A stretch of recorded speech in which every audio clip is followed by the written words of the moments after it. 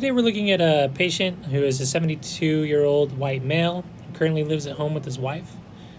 He was seen on the 15th, and just a couple of days before that, he had a routine follow-up with his primary care provider, who then referred him to a registered dietitian for poor appetite and weight loss.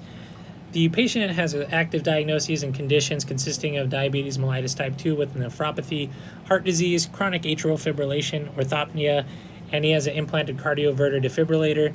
He has shortness of breath, coughed, left ventricular systolic dysfunction, and most recently he's been experiencing weakness, weight loss, productive cough, slight edema in his lower extremities, and slight discomfort.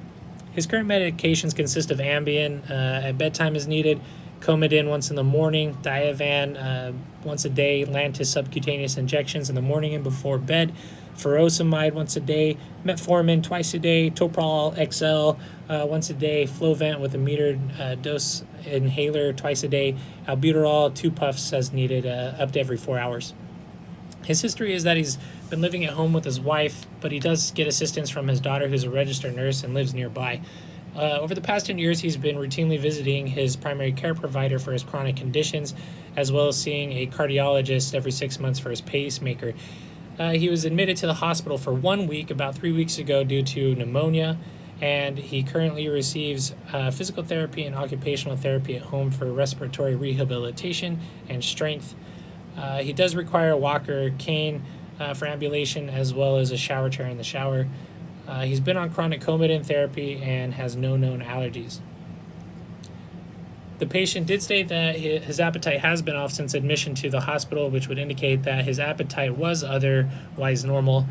The patient has experienced a 5% weight loss unintended, which was 8 pounds in 3 weeks. The patient does have increased need for energy, and that's due to his illness and infection. The range is 20 to 23 kilocalories per kilogram. He's also experienced decreased appetite, most likely from his pneumonia, which is one of the most common symptoms, as well as potentially from his metformin, which can cause a decrease in appetite. The prognosis is looking good, as this should improve with time and nutrition intervention. The patient is currently sitting at 70 inches tall.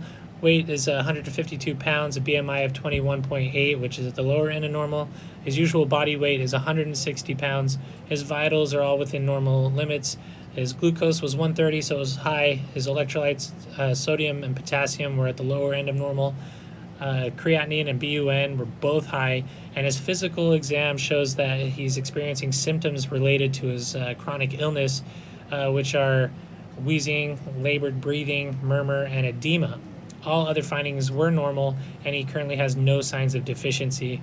The patient does have upper and lower dentures.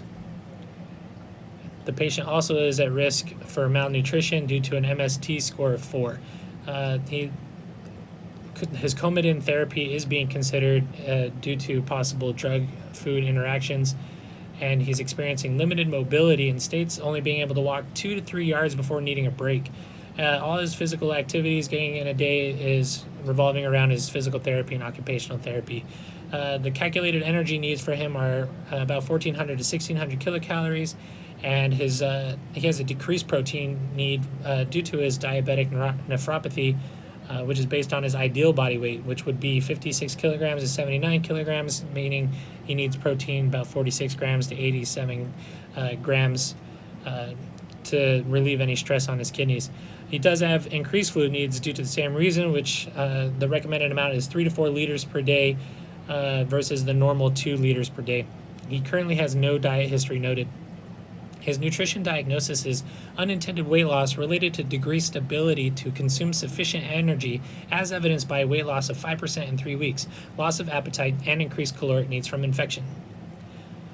The intervention is going to revolve around increasing his energy-dense foods after discussing food preferences with him to ease the effort during the times when he does try to consume food with a goal of increasing his overall energy intake in a day.